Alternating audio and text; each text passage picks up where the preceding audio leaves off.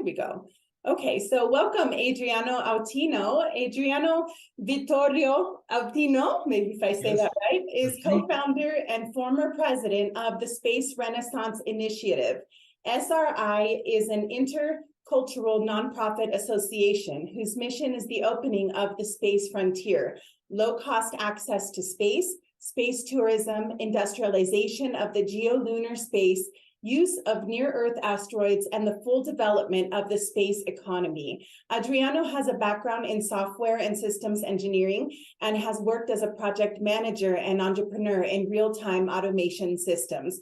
His insatiable curiosity and the desire to engage in frontier fields have led him to be with us today. Welcome, Adriano. Feel free to share your screen and go ahead and proceed with your presentation. So I have to thank you very much for giving me the possibility to present here today.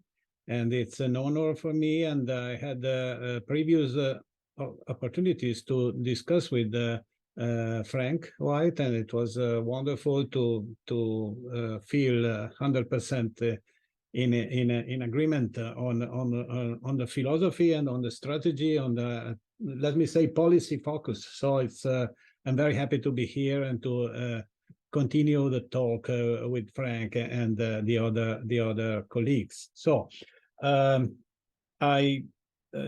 I share my screen?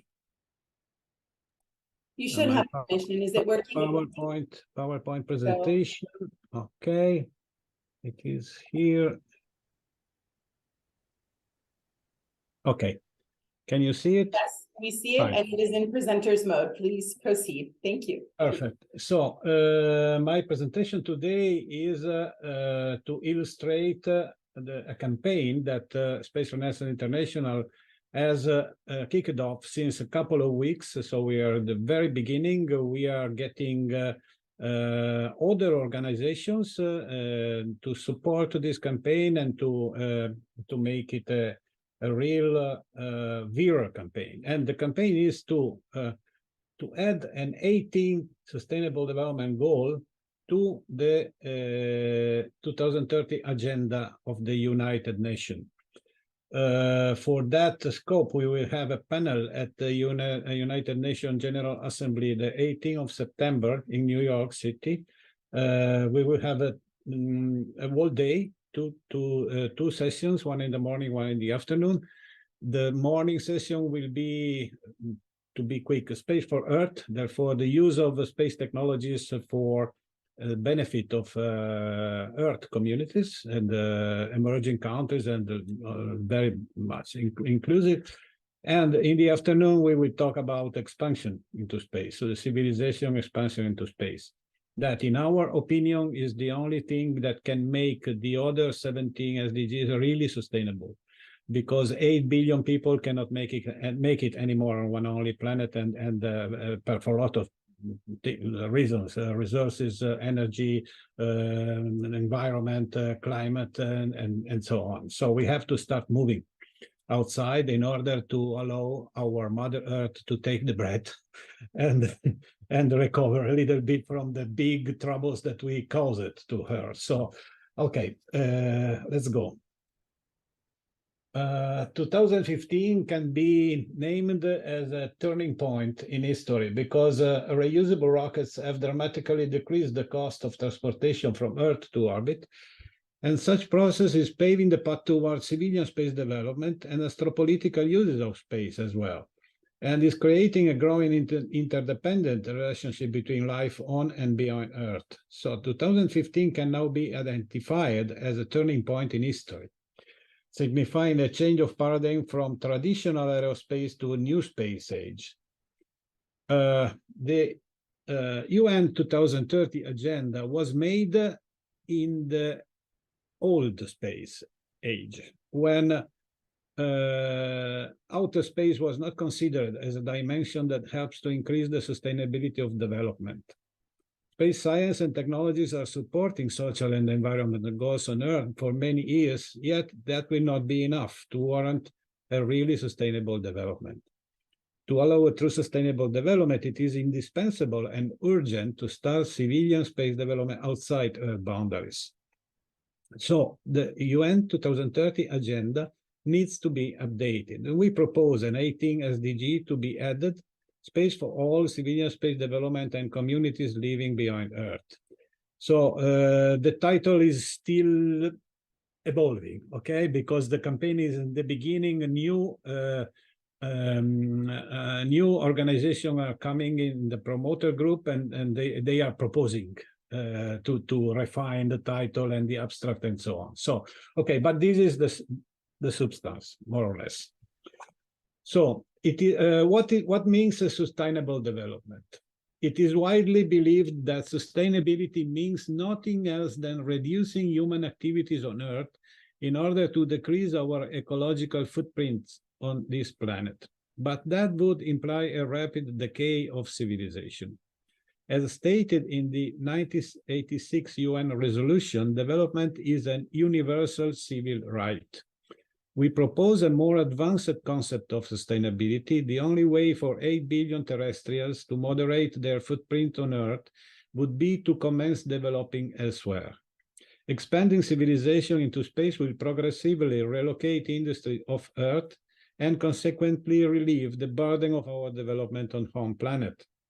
Earth's green lungs and seas will regenerate themselves, Mother Earth will take a breath, and human civilization will resume growth and become more inclusive.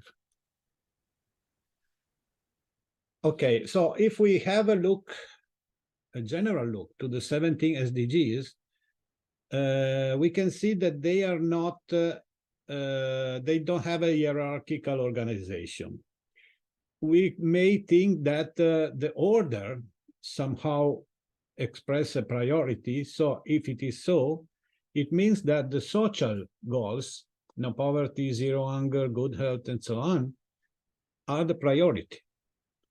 And then we go to the industrial growth, the social growth, reduced inequalities, and so on, the environmental goals, and peace and justice, and so on. So we don't know if the creators of the 17 SDGs had this priority in mind, and maybe not. Maybe they just wanted to put all of the goals on the same level. However, I think a hierarchical organization is needed.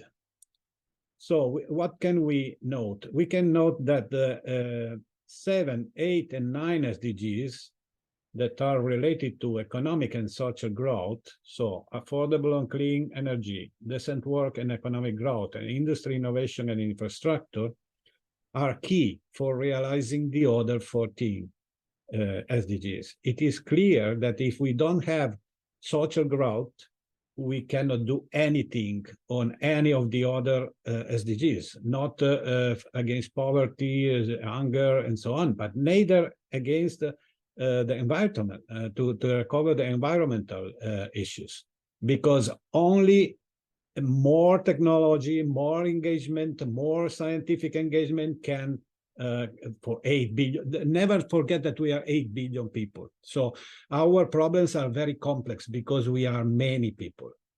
And to decrease is not a solution, because to decrease will mean accelerate the implosion of the civilization. So let's go ahead. We understood that these 3 goals are the main goals, are the pillars, the key pillars to sustain all the rest. So the problem is this one. This is a possible reorganization, a hierarchical reorganization of the goals. The 3 goals of industrial growth assure social growth and cultural growth to realize the human life, social goals, and environmental goals, and the methodology goals about peace and collaboration and so on. The question is, are these 3 pillars sustainable? This is the real question. Our answer is not.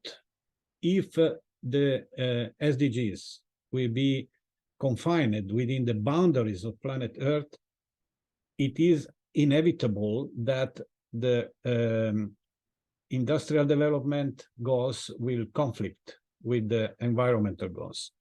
Some conflictual factors are energy demand. It is increased by electronic and web society.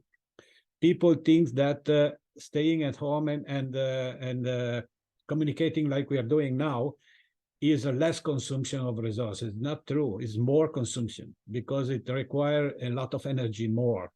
And so the electric mobility, the electric cars and everything around by electric energy. A scarcity of raw materials, key materials, rare earths, raising new resource wars and conflicts. Pollution increased by disposal of batteries and other technological wastes. Oceans overexploitation and pollution. Social issues increased by multiple crises. We don't forget the pandemic, the coronavirus, and now the war, the stupid war going on. And we had a report by ISPRI yesterday saying that the world is spending 2.234 trillions for military expenditure in 2022. So there is an increase of 3.7% with respect to the previous year. So the tragedy is that we are having several multiple crises, and we are working for that and not for life. This is very, in comparison, the expenditure for space is only 100 billions a year. So it's less than 5% compared to the military expenditure. These things have to change, definitely. And we, the space community, have the duty to change this thing, to work for that. So this is what we need. Civilian space development, the 18th SDG, will sustain all the rest of the SDGs because it will assure abundant resources from the solar system, environmental relief on Earth because we move outside. So our moving industry outside, in perspective, will halve the demand for energy on Earth because demand of energy on Earth will be only the one of the private citizens. Industry will take energy directly from the sun in space, where it's very more effective and so on. So this is our hierarchical reorganization. The key word is sustainability, but this is another concept of sustainability with respect to let me say, the mainstream. No, this is going on nowadays. The sustainability of the 7, 8, and 9 SDGs is the real challenge. We can only do that beyond the limits of planet Earth, and expansion is indispensable not to grab space resources to feed Earth society anymore, but to give terrestrial citizens the freedom to settle in the solar system. That would mean to build a trans-terrestrial society and to start profiting of the space diaspora. First of all, survival of civilization. Have to mention trans-terrestrialism is a concept developed by Dr. Marie-Louise Heuser, specialist in space philosophy, and she is the director of our space philosophy laboratory at the Space Renaissance Academy. Okay, then I will give the link to our website, so if someone wants to know more, it will be possible. So, okay, Kraft Erike called the moon a space kindergarten because it is a place near Earth where we can have experience of living in space and working in space without going too much far away. It's only 2-3 days far away from Earth, and it would be easy to recover and to correct errors and all these kind of things. So Mother Earth is here greeting the child going to the school on the moon. Yeah, it is a metaphor, of course. What will civilian space development will be the benefits for the SDGs, for the main SDGs? Energy. Progressive relocation of the industrial development to the geolunar space will restrict the energy demand on Earth's surface to the private citizen. Social growth. The development of the civilian astronautic industry will raise economy at double figure, business opportunity and employment accordingly. So that will be dramatically important for making new jobs and allowing emerging countries to fight and eliminate poverty and so on. Peace and collaboration, because there will be not any more practical reasons for wars for resources, because the resources of the solar system are many magnitudes more than resources on Earth. The environment of planet Earth will be relieved, and the cosmic safety also will be improved. This is something that is not considered by the 17 SDGs, because we have a danger coming from space.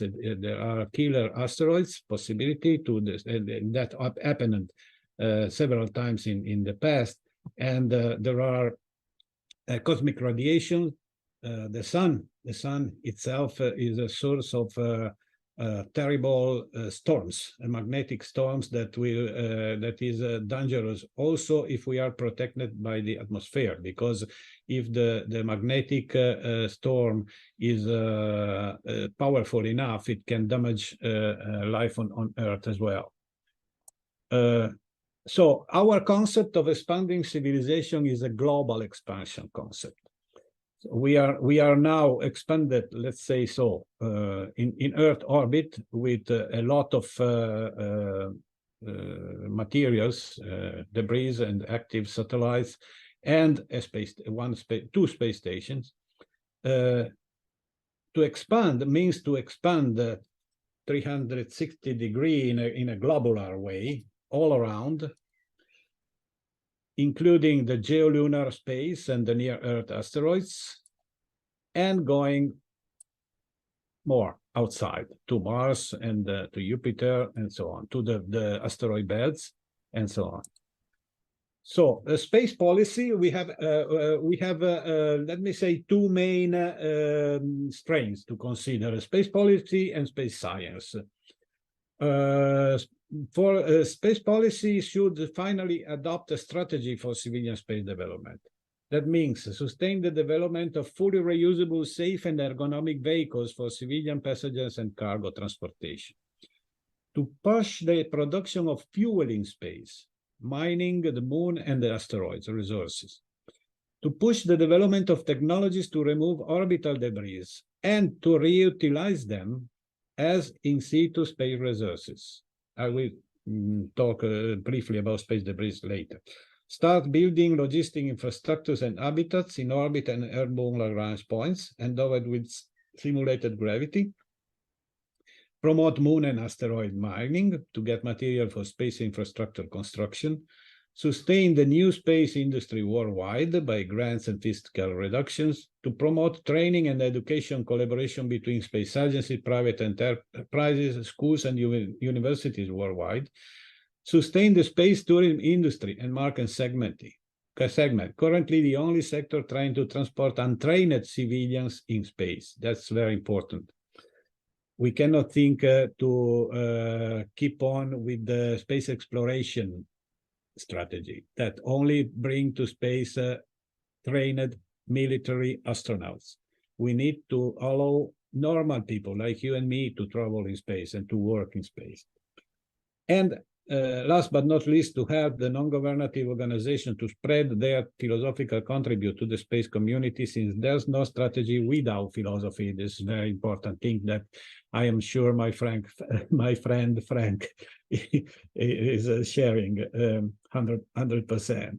Okay.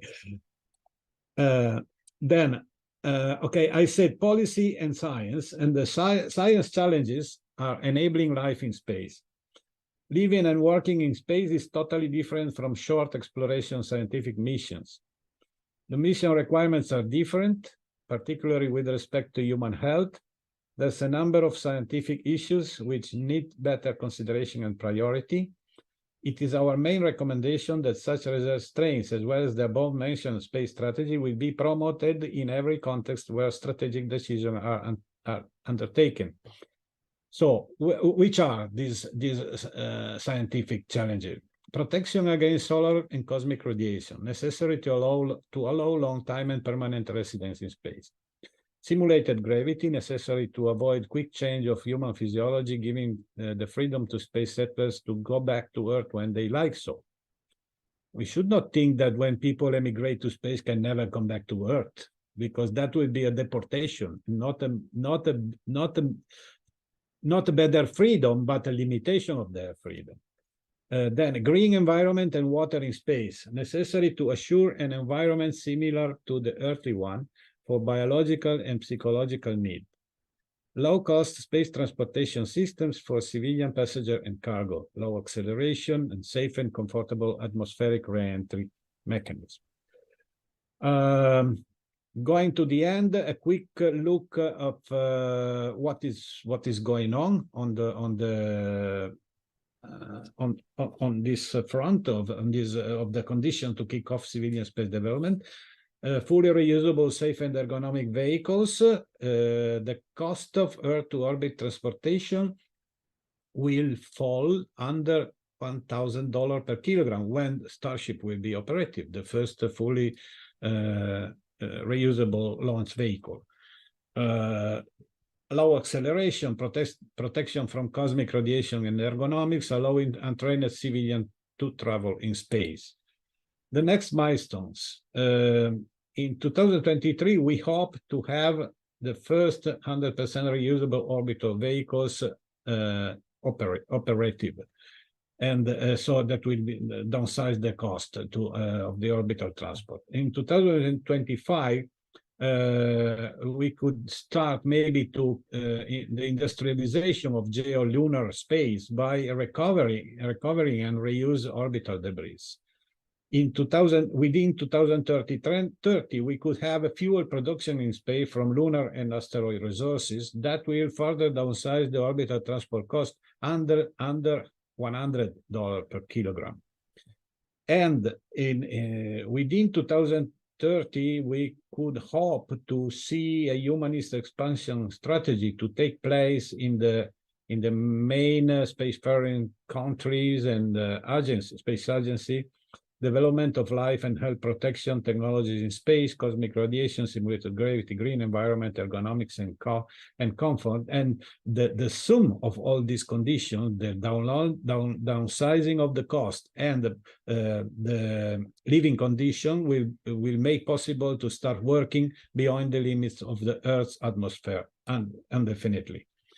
Orbital debris, recovery and reuse. The possible outcomes are claim Earth orbit, eliminating dangerous obstacles to navigation. Use the grid richness in orbit, because the debris cost a lot. The satellites. Before being debris, they were satellite. Always remember, they costed a lot to design them and to put them in orbit. Now, the only solution that we see that our researchers are prospecting is to deorbit them, making them burn in the atmosphere. That is crazy. We have to start reusing, because that is a richness, and the orbital debris and breakages have an advantage with respect to the new things that we put in orbit. They already have an orbital velocity that can be used. Don't need to be boosted anymore.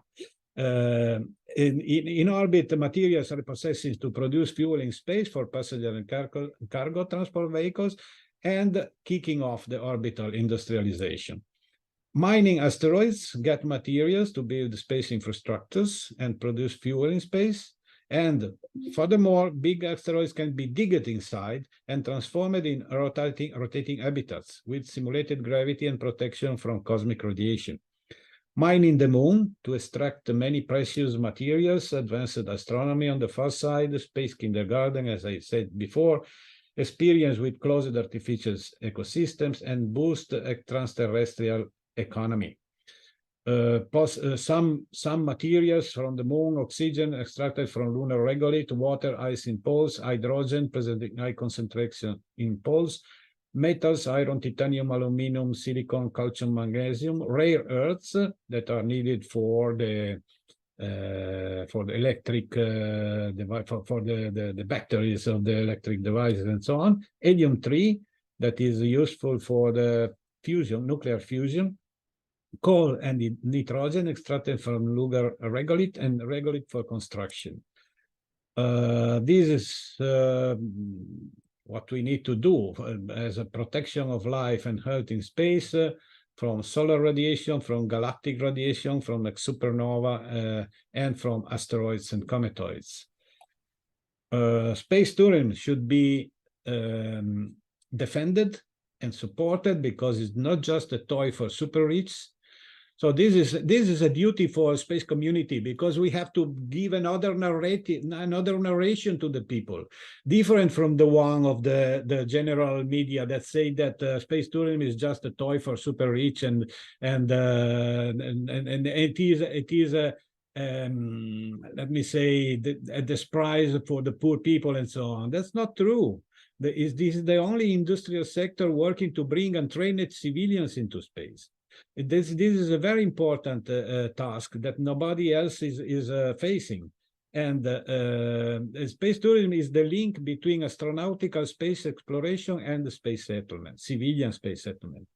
With growth of the market, the ticket prices will decrease, so progressively all the people can travel to space. Like now we can travel with low-cost airlines. We can travel everywhere in the air. Okay. Last point, bring space and science in schools. The history of space, as well as the history of scientific research, should be added to all education programs, all levels from primary to university. We need to teach the history of love, not just of empires and wars. Our children have to learn the history of the people who dedicated their life to humanity for the progress of civilization.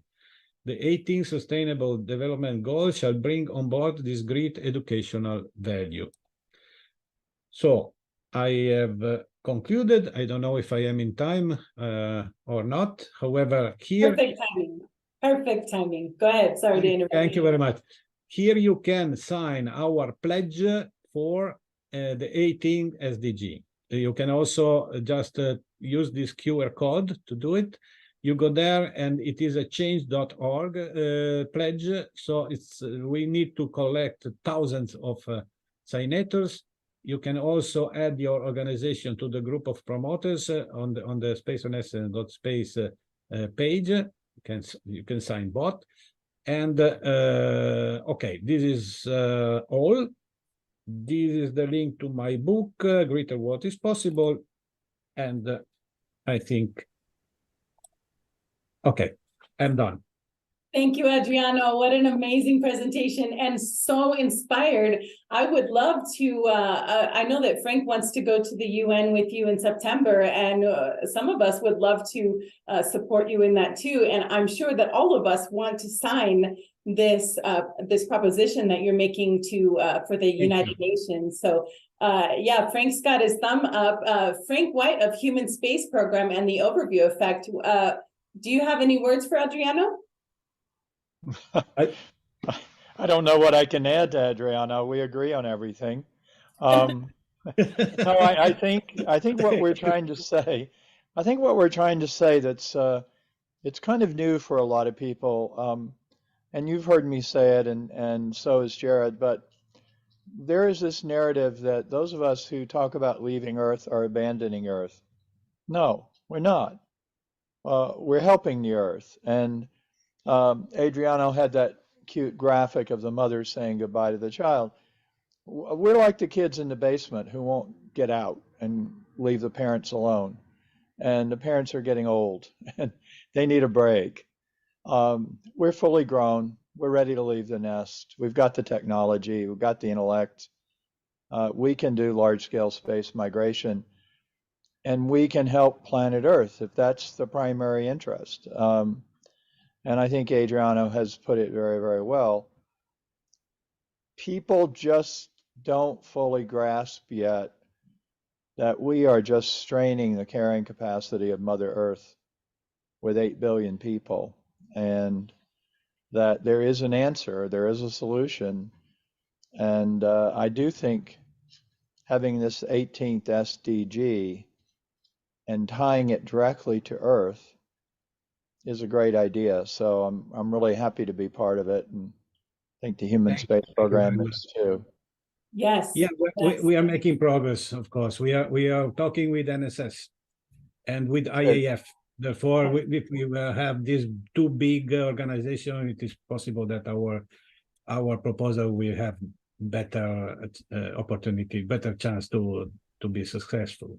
This Yeah. is so exciting. Your presentation today, Adriano, will be posted on YouTube, so we can promote it on social media. Everyone here and all of our live listeners listening and watching on LinkedIn can also help promote this. And this is how it starts, with just a few of us caring about something so deeply and then reaching out to those of us who we're connected to, because it is clear to me, and my heart was joyful as you were presenting, because I thought, you know, we're all in this together, and we have the same values and the same goals. We want the same things, and this is amazing that people across the way are working on these same exact issues. So we are so excited that you came in today and that you talked about this 18th Sustainable Development Goal, Adriano. And I know that Frank wants to get you over at the Human Space Program to present to his group of people as well. So thank you so much, Adriano. Please I have just a final recommendation for us, for the space community, because unfortunately we keep on talking to each other. We have to become politicians and to become opinion leader, public opinion leader. We have to go outside to speak to the people. It is time. We have to unify our effort and to go outside, because if we don't do that, humanity, civilization will not succeed to win the challenge that we have in front of us. This is so philosophers are very important, because philosophers have a capacity to identify things that nobody see, that are evident but nobody see. So philosophy have the duty to put it in a clear for the people, and politicians, because we need politicians that start working for this program. So I'm sorry to take more time than okay, but I think this is essential. You're mute, Rebecca. You are mute. Thank you, Adriano. Sorry about that. We appreciate the extra few minutes and your final comments, and just know that there are many of us who are in the front of the public, and we are willing to speak our minds and to become public opinion leaders. So keep in touch with us, and everyone who is listening, please follow up with Adriano, and just know that this is happening in September. We're going to start making some waves. So thank you very much for being here. Thank you for having me. Thank you. Thank you, Frank. Thank you, Frank, for your kind words and support. Of course.